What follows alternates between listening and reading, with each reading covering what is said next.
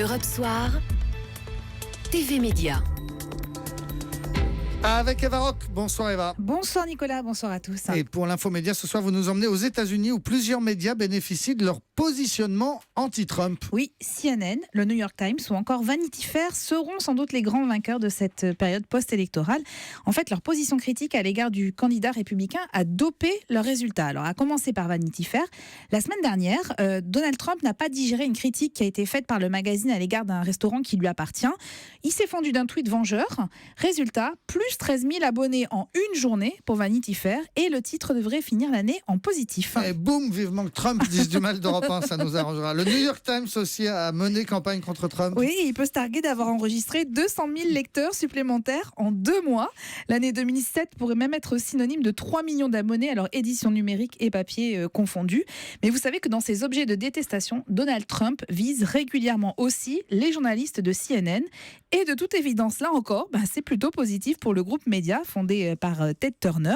Selon son directeur général, des propos qui ont été relayés par les Échos ce matin, le milliard de dollars de profit va être atteint, une année record donc en termes de revenus, de profits, d'audience télé et d'audience web. Alors 1 milliard de bénéfices pour CNN, on imagine que ce n'est pas uniquement dû à leur positionnement critique contre Trump. Non, pas seulement évidemment. CNN en fait a renforcé son offre de séries magazines qui sont diffusées le dimanche à 21h.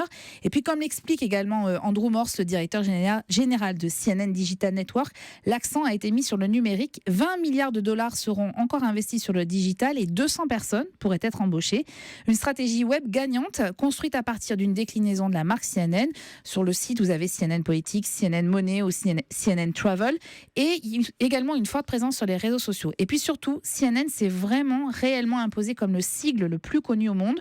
Une expertise en matière d'actualité internationale qui explique aussi le succès du groupe média. Voilà, qui explique donc aussi. Et ce soir, Eva, si on regarde la télévision, que regarde-t-on ? Alors on repart aussi du côté des États-Unis, direction France 5 et 20h50 pour un documentaire dont on a énormément entendu parler et qui s'appelle Avant le déluge. C'est un film sur les enjeux climatiques porté par Leonardo DiCaprio.